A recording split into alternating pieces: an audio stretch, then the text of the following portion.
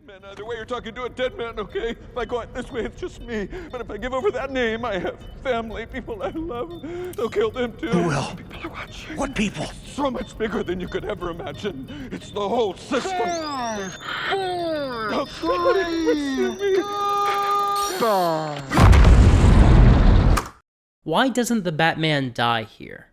I'm not trying to be pedantic. I don't care about Bruce's actual body. This is a movie. It's made up. And somebody made the choice to have Bruce stand next to a bomb and get blown back by a point-blank explosion. So, why doesn't Batman die here? And what can this teach us about how to be a good dungeon master? Spoilers ahead for the Batman. First, let's examine the lethality of the movie itself. Obviously people die in this movie, but whenever it happens, it's an act of murder perpetrated by bad guys. This is not a movie where we need to worry about Batman killing anybody on accident and the movie hand-waving it away. And we know that not just because he discussed it throughout the film, but because of the way the film depicts his violence. In most versions of Batman, when he hits somebody a few times, they go down and they don't get back up, because he knocked them unconscious. But of course, we assume they're just movie unconscious, where they will wake up later with 0 brain damage. Because obviously Batman doesn't kill people.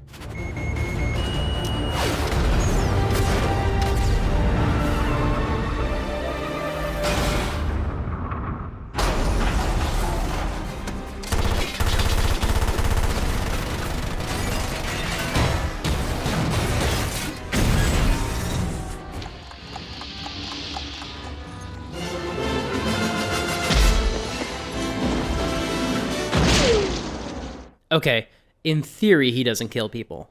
But in the Batman, most of the crooks don't even get knocked out.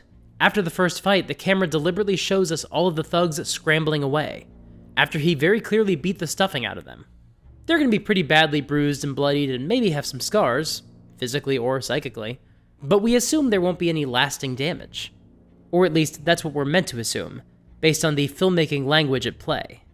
Even in the final scene when Batman loses control and beats a goon within an inch of his life, the cinematic language on display has shown us that the people in this world don't die from getting punched a bunch. This goon is going to need some serious reconstructive surgery, but he's still conscious. So all throughout, the film tells us that this is not a movie that is as lethal as, well, honestly, most action movies. The same actually goes for this bomb. Batman is right next to it when it explodes, but he does not die. And that's probably done because, later in the film, Alfred throws a bomb the moment it explodes, and it needs to be believable that he did not die from that. So the film is once again telling us, if you are holding or touching or attached to one of Riddler's bombs, you're dead. But if you're nearby, you'll be okay. But that actually doesn't quite explain how Batman survives. Because Alfred isn't fine. He has to go to the hospital and he's unconscious for about 24 hours. I mean, really, he's fine and he's lucky to be alive, but in the world of movies, he is almost dead. You know, you might say that he was at 0 hit points, but he made all his death saving throws and was stable.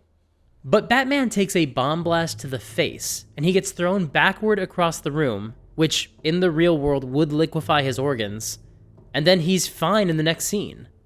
So, why is that? Well, because honestly, this is exactly what I would do if I was Batman's dungeon master. Batman sees the countdown and he knows exactly how much time is left on the bomb. But he makes a decision.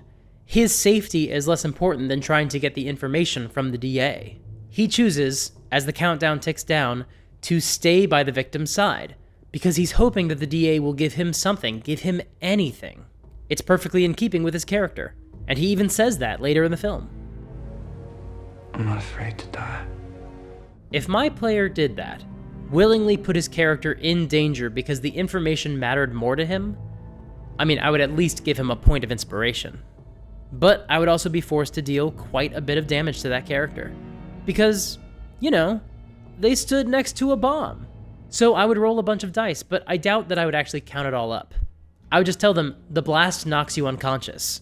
Or I would give them an amount of damage that I knew would not outright kill them. Because that is personally important to me when I run my games. I want to reward players when they take risks. Yes, obviously there still need to be some consequences. But so many D&D players become risk-averse and do whatever is safe. And it drives me crazy, especially when they're just doing what they think they're supposed to do. When they say, Well, we should stay together because everybody always says don't split the party. I want to roll my eyes. You're the one playing this game, not them, whoever they are who gives out advice about D&D. Do what you want to do. Do what makes sense to you. Obviously, it doesn't make any logical sense for Batman to not run away from this bomb. But sometimes, doing what you want is more interesting than doing what you should do. This also really gets into what I talked about in my recent video about the phrase, "It's what my character would do." I think there's a real value in sharing out-of-character insight before you do something, so everyone at the table knows why you're doing it. If Batman's player said something to me like, "My character is not going to run. He doesn't care about his own life. He's just hoping the DA will give him a name or any information before he dies," then they are definitely getting that point of inspiration. And if you want some help with the dialogue in your game, check out today's sponsor, Describe. They have more than 7,000 scenes you can read aloud at your table to provide rich, evocative details for locations, monsters, magic items, NPCs, or yes, even dialogue. For example, if you were in the situation Batman was in, you might be able to use the scene, "A plea for information before death." As life leaks away from you, do something useful. Tell us what we need to know. Make these last moments of your miserable life mean something. There are literally thousands of scenes that you can just drop into your game whenever you need them.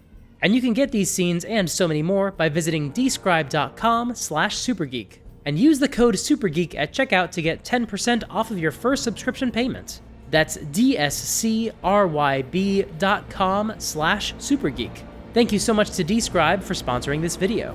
Thank you so much for watching. This was an unusual video for my channel, but I want to do more like these in the future. So if you liked it, please hit the like button. I haven't asked you to do that in a while, but it is genuinely valuable to know whether or not this video was something that you liked. If you want to support the channel, there are 4 ways you can do that. You can subscribe and ring the bell to get notified about new videos when they come out on Mondays and Thursdays. You can support me on Patreon. Any dollar amount helps make this channel better. And every new patron gets me closer to some of my goals to improve this channel.